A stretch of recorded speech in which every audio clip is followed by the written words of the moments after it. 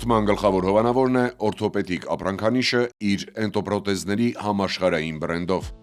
Բարև ձեզ, եթերում իմունիտետ հաղորդաշարն է, ես բժիշկ Գրիգոր Ավետյանն եմ։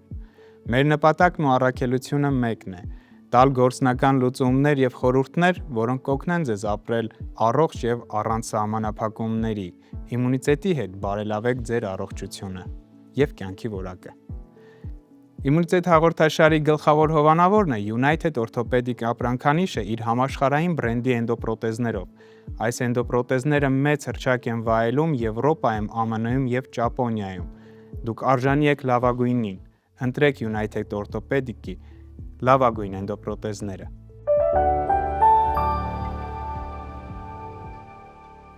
Մարդու ազատ տեղաշարժման գլխավոր հենասյունները դրանք խոշոր հոդերն են։ Երբ խոշոր հոդերը սկսում են մաշվել, առաջացնում են սարսափելի ցավ եւ շարժումների սահմանափակում, արդյունքում հանգեցնելով խորը հաշմանդամության։ Ինչպես խուսափել այս ամենից, որոնք են լուծումները եւ ինչ ճանապարհ է անցնում բուժառուն բժշկի սենյակից մինչեւ վիրահատարան, այս կարևոր հարցերի մասին կխոսենք թիվ 2 բուժմիավորման օրթոպեդիայի եւ վնասվածքաբանության ծառայության ղեկավար Բագրատ Բավեյանի հետ։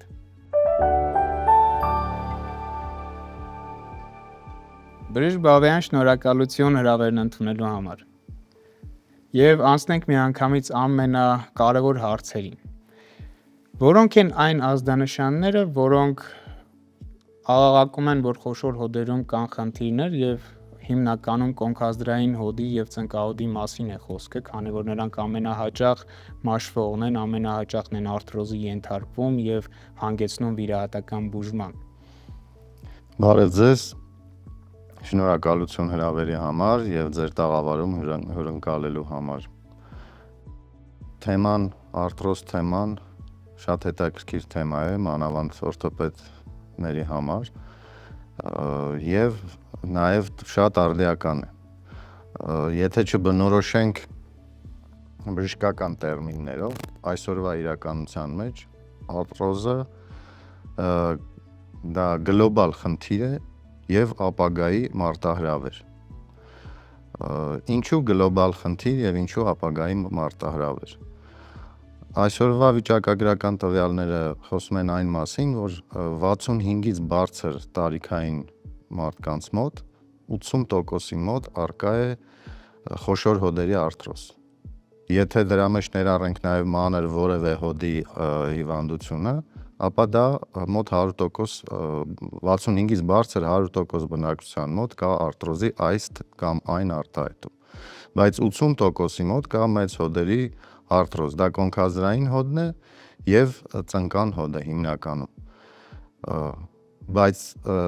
արթրոզը այդ պահին չի հենց զարգանում, դա քրոնիկական հոդերի, քրոնիկական բորբոքային դեգեներատիվ հիվանդություն է, որը ունի պրոգրեսիվ ընթացք, ախտահարում է հոդը ժամանակի ընթացքում, զուգակցվում է ցավային ախտանիշով եւ ինչն է վատ, որ չբուժելու դեպքում ինքը ի վերջո հանգեցնում է կայուն հաշմանդամության։ Գլոբալ խնդիր է նաեւ այն առումով, որ օրինակ զարգացած երկրներում, որտեղ բժշկության ծախսերը շատ ավելի մեծ են եւ որտեղ բնակչությունը ավելի ծերացող է, ՀՆԱ-ի այսօրվա դրությամբ 1-ից 2%-ը ՀՆԱ-ի գնում է հենց արթրոզների բուժմանը։ Այսինքն սա նաեւ տնտեսության վրա է պետությունների ծանրանում։ Եվ ըստ հաշվարկների 2050 թվականին դա գնալով ավելանալու է եւ ահռելի բեռ է դառնալու։ Նաեւ հաշվի առնելով, որ այդ հիվանդները կորցնում են իրենց աշխատունակությունը, եթե չեն բուժվում, իսկ բուժվելու պարագայում նաեւ որոշ ժամանակ իրենց աշխատունակությունը տուժում է, մինչեւ վերականգնվեն եւ վերադառնան շարք, այսպես ասած։ Ուստի շատ կարևոր է, որ ախտանշանների ի հայտ գալու հենց միասին հիվանդները, որոնք նույնիսկ այդ պահին չեն իմանում, որ իրենք հիվանդ են, դիմեն մասնագետի։ Որոնք են այդ ախտանշանները։ Ախտանշանները շատ աննկատ կարող են լինել, տարբեր մարդկանց մոտ, տարբեր տարիքային խմբերում, նույնիսկ սեռային տարբերություն էլ կա կանանց մոտ, երբ կարող է սկսվել այդ ախտանշանները։ Օրինակ ծննդաբերությունից հետո կարող են զգալ ցավ, աճուկային շրջանում աննշան ցավ, ծնկան հոդում ցավ, որը ժամանակի հետ անցնում է։ Երկրորդ ծննդաբերությունից հետո նորից այդ ցավը լինի ու անցնեն տարիներ եւ հետո ձևավորվի արդեն դաշտանադադարի շրջանում կանանց մոտ ձևավորվի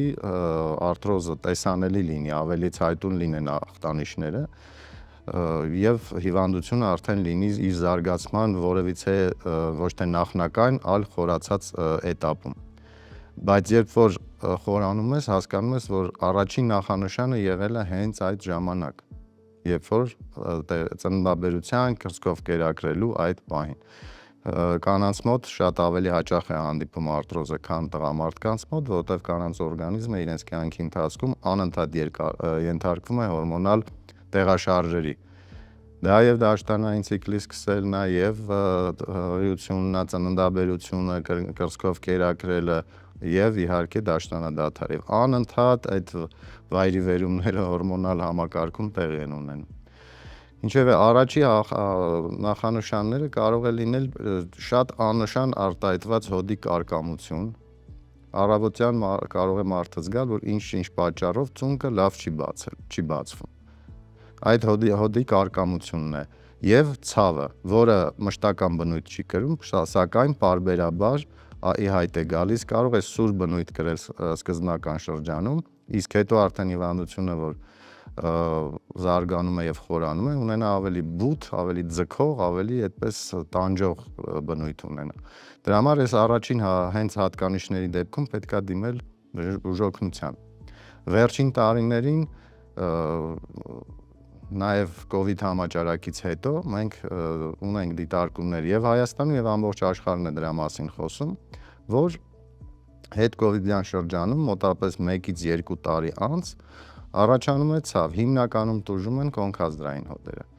Ցավ, որը էլի սուր կարող է լինել եւ անմիջապես անցնել, բայց հետո նորից կրկնվել։ Այդ առաջին ցավի դեպքում ցանկալի է իրականացնել հետազոտություն։ Այդ պարագայում հայտնաբերվում է գլխիկում, ազդրոսի գլխիկում տեղի ունեցող process, ոչ բնական, ոչ ճիշտ process, այսինքն այդ վաղ շրջանում կարելի է հայտնաբերել ոսկրածուծի այտուց, որը առաջի բորբոքման նշանն է։ Եվ այդ ժամանակ կարելի է դիմել այնպիսի միջոցառումների, որ գոնե երկարացնել կամ փրկել այդ հոդը, որ չհասնի վիրահատական, այսինքն հոդի փոխարինման վիրահատության։ Քանի որ այդ հիվանդները շատ ավելի երիտասարդ են, քան մենք պատկերացնում ենք, որ արթրոզը պետք է լինի։ Այսինքն վերջի տարիներին արթրոզը երիտասարդացել է եւ ստա էլ մի նոր խնդիր է առաջացել։ Ոնց անել, ոնց կանխարգելել, ինչպես դանդաղեցնել քրոնիկ process-ի ընթացքը, որ երիտասարդ տարիքում խուսափել օրգան փոխարինող վիրահատությունից։ Այլ գոնե այնքան կոմֆորտ, այնքան անցավ ապահովել հիվանդին կյանքը, որ գոնե ավելի մեծ տարիքում վիրահատվի։ Երբ մերս դիմում են պացիենտները, գալիս են մեր մոտ, շատ հաճախ լինում է, որ դիմում են ծնկահոդի ցավից ելնելով։ Եվ որոշակի հետազոտություններից առաջին հերթին բուժառուին լսելու արդյունքում մենք հասկանում ենք, որ ոչ թե խնդիրը ծնկահոդում է, այլ կոնքազդրային հոդում է։ Եվ ինչպես նշեցիք, շատ ավելացել է հետ կովիդյան ժամանակահատվածում։ Եվ բնականաբար կարիք է լինում անցնել որոշակի հետազոտություններ, միայն խոսելով, նայելով, ինչ-որ տեստեր անելով մենք չենք դնում վերջնական ախտորոշումը։ Ես կցանկանամ, որ խոսենք ախտորոշման մասին, ինչ փուլեր է անցնում բուժառուն։ Եկավ մեր հեռուստադիտողը հիմա նստած մեզ նայում է ու ինքը իրեն պետք է հարց տա, հա, ես ունեմ որոշակի ախտանշաններ, ցավ աճուկի շրջանում, ցավ ծնկահոդում, լավ, ես գնացի, դիմեցի բժշկի, ինչ этаպներով եմ անցնելու, ինչին պետք է պատրաստ լինի։ Այստեղ ձեր հարցին պատասխանելու համար պետք է էլի շեշտադրում անեմ, որ տարիքային խմբում է սա այս գանգատները առաջանում։ Տեսեք, ավելի մեծ տարիքային խմբում 65-ից բարձր շատ հաճախ այդ ցավերը շփոթում են նստանյարդի բորբոքման ցավերի հետ եւ դուք էլ որպես ակտիվ գործող բժիշկ եւ ես էլ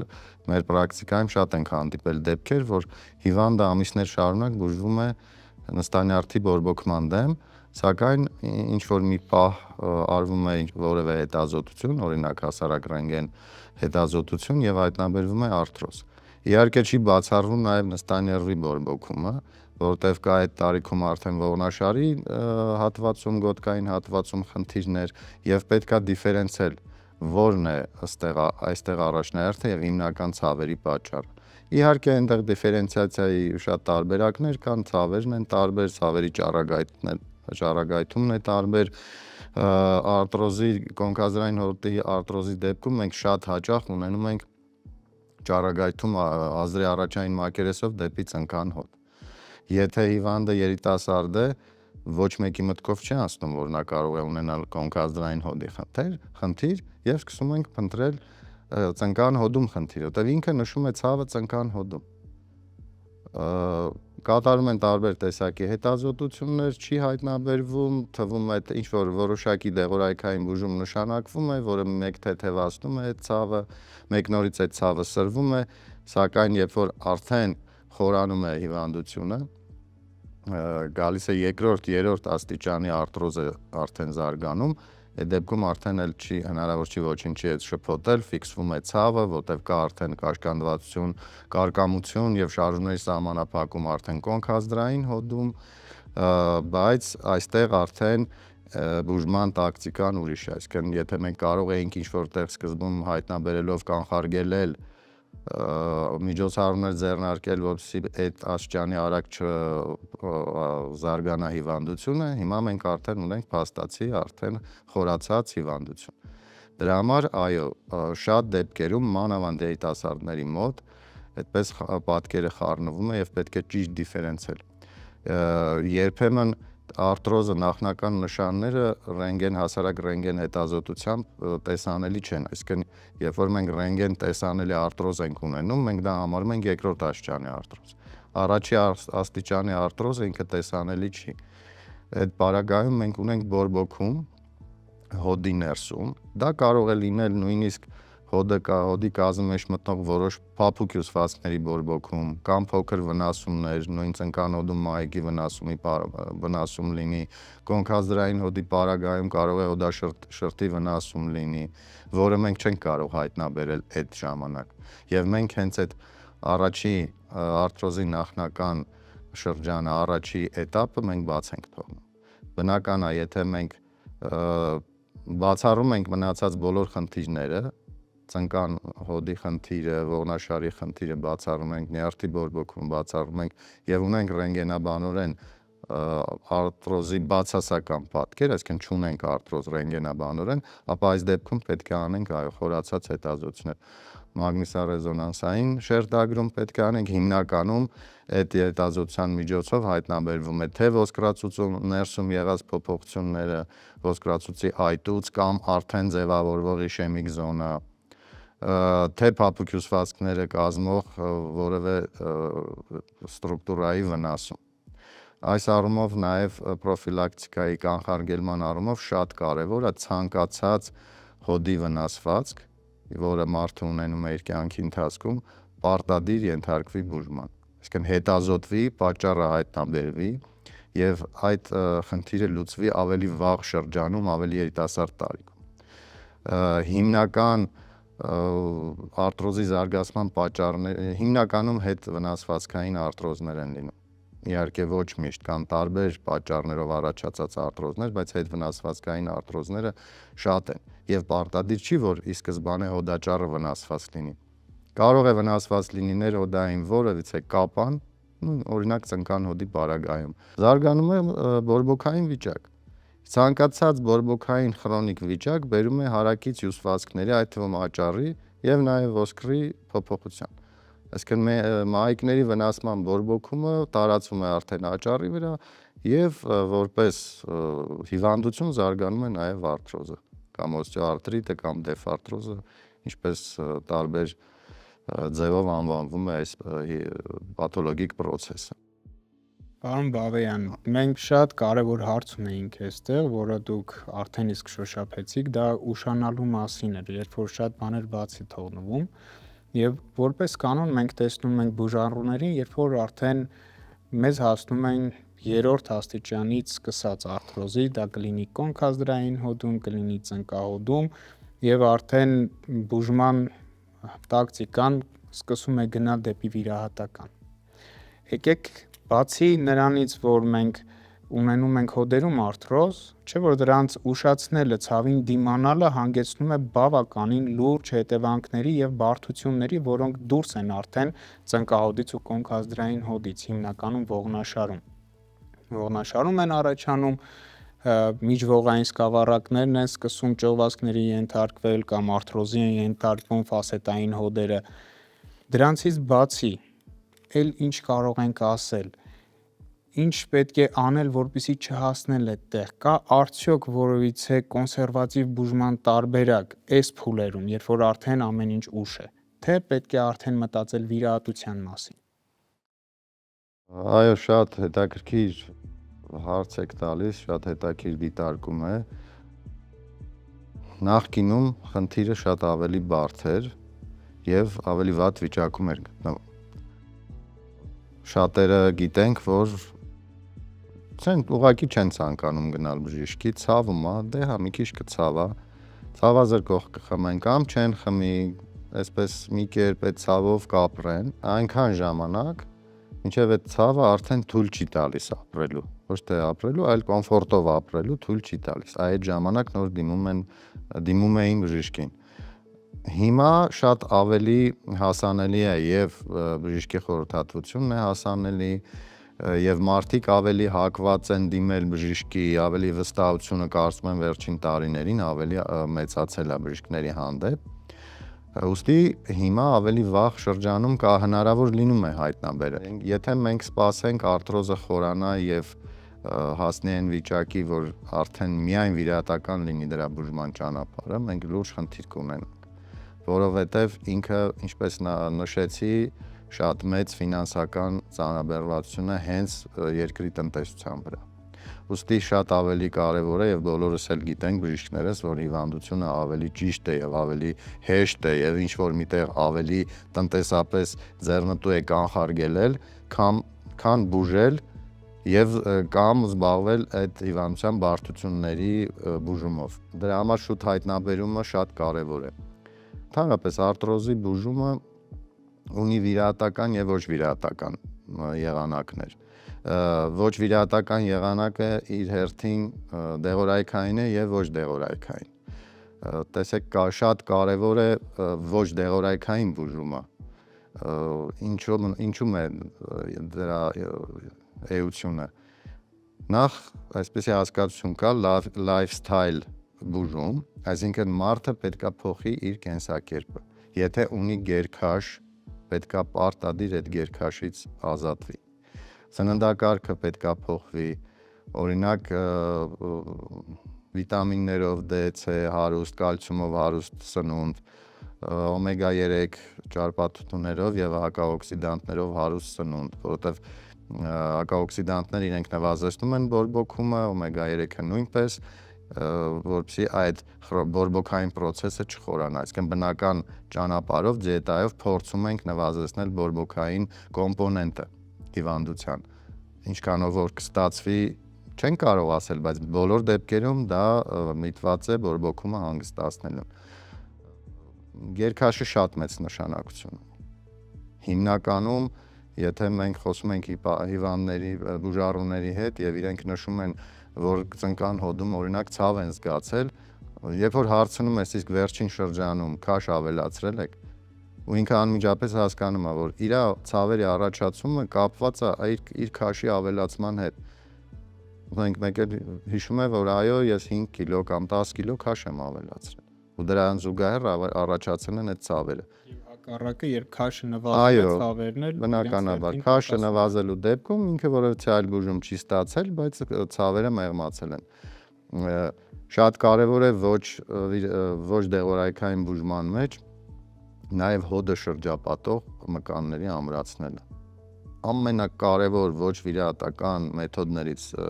մեկը դա մկանների ամրացումն է։ Եթե հոդը շրջապատող, դա կլինի կոնքազդրային հոդը, ծնկան հոդը կամ նույն ուսային հոդը, մկանները շրջապատող ամուր են, այսինքն ծանրաբեռնվածությունը, մարդու քաշի ծանրությունը քայլելու, շարժվելու ժամանակ մկանները վերցնում են իրենց վրա։ Թույլ մկանների դեպքում ամբողջ ծանրաբեռնվածությունը ընկնում է անմիջապես հոդի ստրուկտուրաների, հիմնականում աճառի եւ նրա տակ նրա վրա գտնվող ոսկրի վրա։ Այստեղ ոնց որ այսպես մի արատավոր շղթա է ձևավորվում, սկսվող ցավը ստիպում է ոտքը խնայել, ոտքը խնայելու պարագայում այդ հոդը շրջապատող մկանները թուլանում են, որը բերում է ծանրաբեռնվածության ավելացման ոսկրի վրա, աճառների եւ հոդի վրա եւ հիվանդությունը խորանում։ Այդպես անընդհատ այդ արատավոր շղթան շարունակվում է։ Դա է շատ կարևորը, ինչպես նաև տարբեր օրինակ օժանդակ միջոցների օգտագործում։ Եթե կա խնդիր ծնկան հոդում օգտագործել այդ ծնկակապերը, նույնիսկ եթե այդ պահին շատ սուր է վիճակը, լրացուցիչ հենարան օգտագործել, թեկուզ հասարակ ձեռնափայտը, որը որոշ ժամանակով կբեռնաթափի այդ կողմի վերջույթը եւ հնարավորություն կտա գոնե այդ բորբոքային այդ շրջանը հեշտ անցնի, լավանա եւ թեթևանա եւ չխորանա process-ային, ոչ վիրահատական, բայց դեղորայքային բուժման տարբերակները։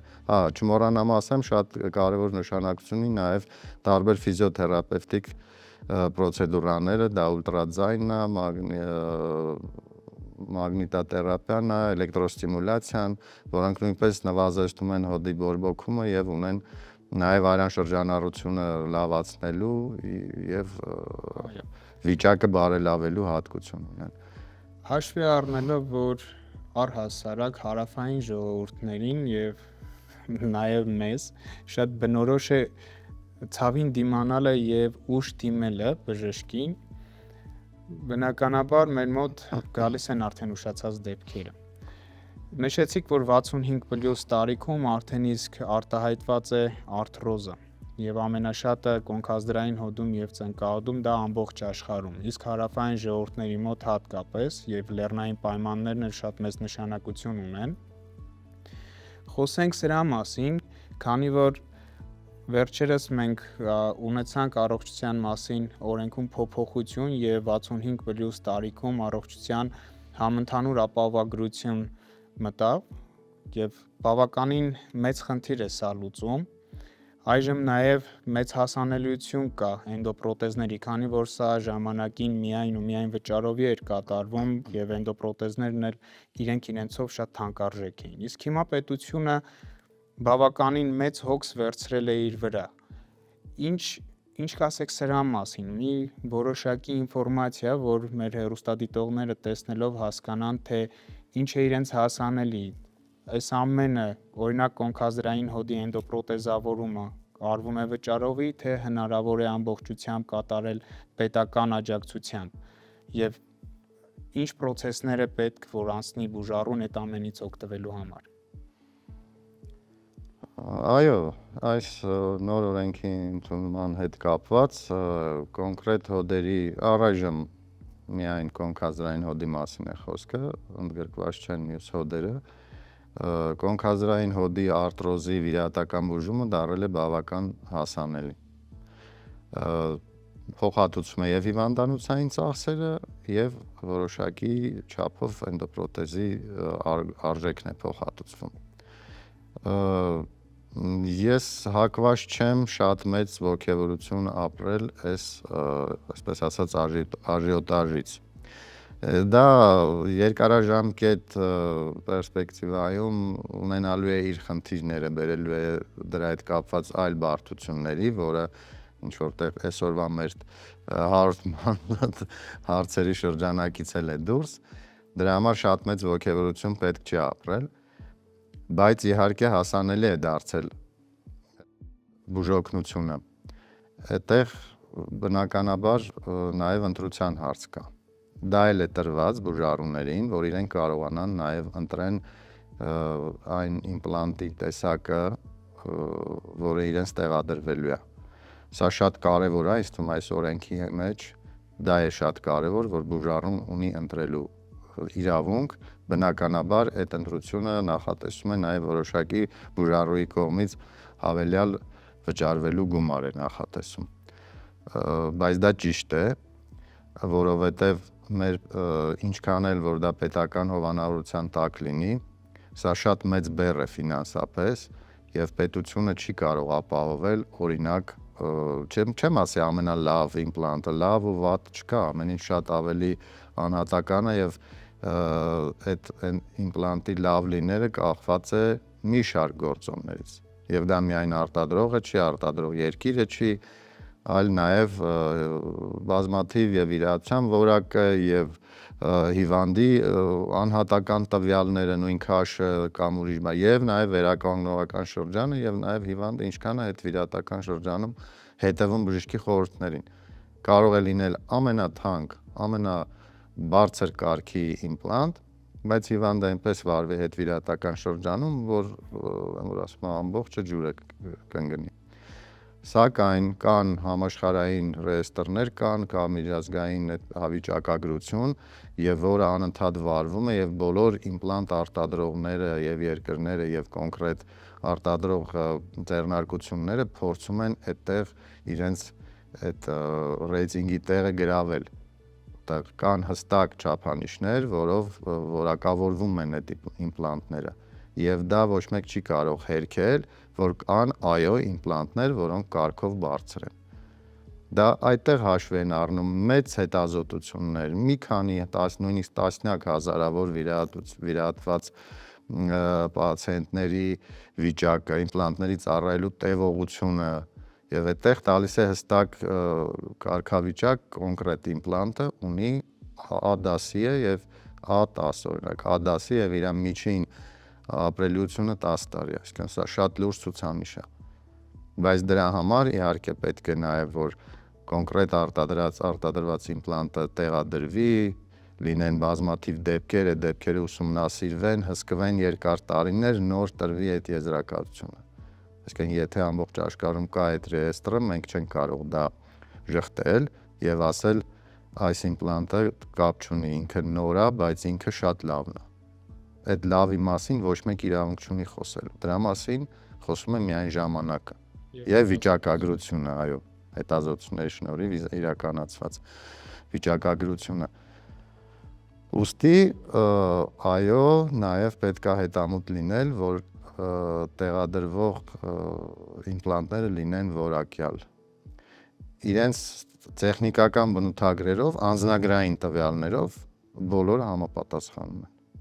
Չի կարող նա ստանալ ընդունենք սերտիֆիկատ, եթե չհամապատասխանի իր կազմով, իր մետաղների համաձուլվածքի կազմով կամ իր ծածկույթը մակերեսի չհամապատասխանի նորմային եւ ինքը ստանա սերտիֆիկատ։ Այսինքն անձնագրային տվյալները բոլորի մոտ նույնն են, լավն են, բոլոր իմպլանտներն լավն են, վատ իմպլանտ չկա։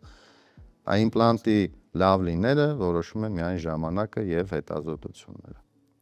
Սիրելի հեռուստադիտողներ, իսկ ես հիշեցնեմ, որ մեր գլխավոր հովանավորն է United Orthopedic ապրանքանիշը իր բարձրորակ էնդոպրոթեզներով։ Այս էնդոպրոթեզները մեծ հռչակ են վայելում Ճապոնիայում, Եվրոպայում եւ ԱՄՆ-ում եւ ունեն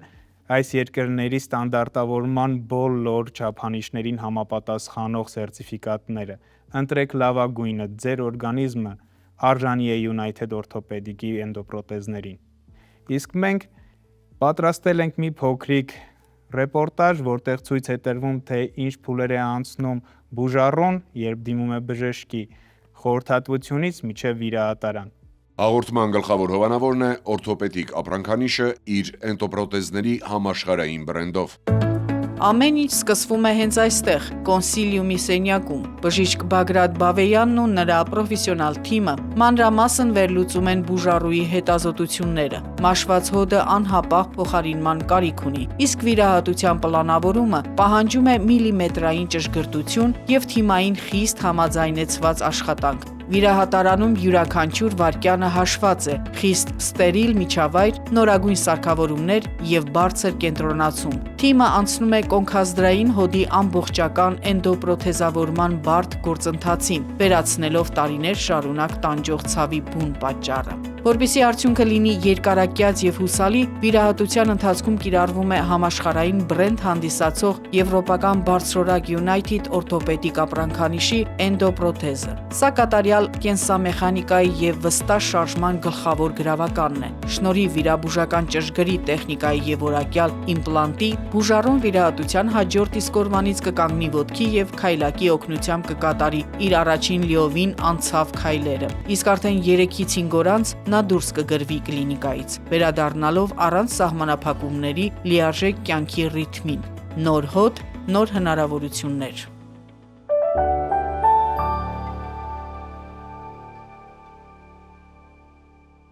Սիրելի հեռուստադիտողներ, Իմունիտետ հաղորդաշարը ստեղծվել է ձեզ համար, այնպես որ դուք կարող եք ձեր խնդիրների մասին գրել մեզ կամ ուղարկել ձայնային հաղորդագրություններ, կամ ավելի ճիշտ կարող եք վերցնել ուղղակի հեռախոսը, նկարել ձեզ, ձեր գանգատները եւ ուղարկել մեր սոցիալական կայքերի էջերին, իսկ ես անձամբ կնայեմ այդ ամենը, կտեսակավորեմ եւ մեր հաղորդումների ընթացքում կանդրադառնանք ձեր հարցերին, իսկ ամենաշատ հնչող հարցերի վերաբերյալ կկազմենք առանձին թողարկում։ Իսկ հիմա անցնենք հեռուստադիտողների հարցերին։ Ունեմ ծնկաոդի արտրոզ եւ քաշի մեծ ավելցուկ։ Արդյոք քաշը բացարձակ հակացուցում է էնդոպրոթեզավորման համար։ Ներկայիս բժշկությունը գնում է այն ճանապարհով, որպեսզի քաշի ավելցուկը սահմանափակում չլինի էնդոպրոթեզավորում իրականացնելու համար։ Եվ շատ երկրներում այդ սահմանափակումները հանվել են եւ հանվում են։ Իսկ քանի տարի է ծառայում ժամանակակից էնդոպրոթեզը։ Ժամանակակից էնդոպրոթեզը կարող է ծառայել շատ երկար տարիներ, սակայն մենք համարում ենք, որ ոչ թե մենք, այլ ընդհանուր վիճակագրությունը համարում է, որ 15 տարի ծառայելու դեպքում պրոթեզը կարելի է համարել լավ որակյալ եւ լավ տեղադրված էնդոպրոթեզ։ Շնորհակալություն, իսկ հիմա անցնենք բլից հարցերին։ Կարճ հարց, կարճ պատասխան։ Արթրոզը կարելի է լիովին բուժել, մաշված աճառը վերականգնել տարբեր քսուկներով եւ կոմպրեսներով։ Հայտնագործողը կստանա Նոբելյան մրցանակ։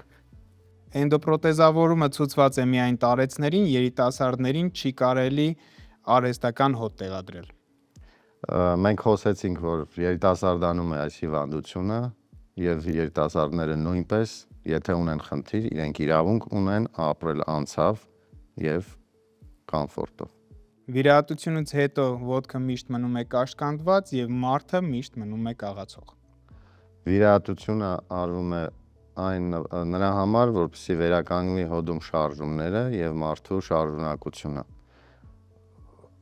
Իր նպատակը հենց ծառայելն է դրան, այդ վիրահատության նպատակն է դա։ Իհարկե կան որոշակի գործոններ, որոնք պետք է ապահովել, այսինքն հետվիրահատական վերականգնողական բուժում, որպեսզի ստանալ լավ արդյունք։ Իսկն մի քանի խնդիրների համադրությամբ մենք ստանում ենք բավարար կամ գերազանց արդյունք։ Սիրելի հեռուստադիտողներ, իսկ ես հիշեցնեմ, որ մեր գլխավոր հովանավորն է United Orthopedic ապրանքանիշը իր բարձրորակ էնդոպրոթեզներով։ Այս էնդոպրոթեզները մեծ հռչակ են վայելում Ճապոնիայում, Եվրոպայում եւ ԱՄՆ-ում եւ ունեն այս երկրների ստանդարտավորման բոլոր չափանիշներին համապատասխանող սերտիֆիկատները։ Ընտրեք լավագույնը, ձեր օրգանիզմը արժանի է United Orthopedic-ի էնդոպրոթեզներին։ Հաղորդման գլխավոր հովանավորն է օրթոպեդիկ ապրանքանիշը իր էնդոպրոթեզների համաշխարհային բրենդով։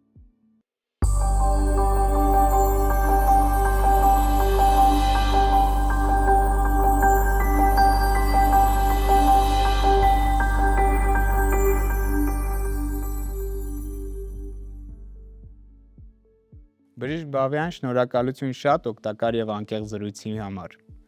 Սիրելի հեռուստադիտողներ, պետք չի սպասել, որ հոդացավերը դառնան անտանելի եւ հանգեցնեն հաշմանդամության։ Ժամանակակից բժշկությունը տալիս է հնարավորություն շատ կարճ ժամկետներում վերականգնել ձեր առողջությունը, բարձրացնել կյանքի որակը։ Դիմեք մասնագիտացված կենտրոններ, դիմեք մասնագետների, Ազատվեք ցավից եւ ապրեք երջանիկ։ Ձեր հետ իմունիտետ հաղորդաշարն էր եւ ես բժիշկ Գրիգոր Ավետյանը։ Եղեք առողջ, մեր հետ միասին։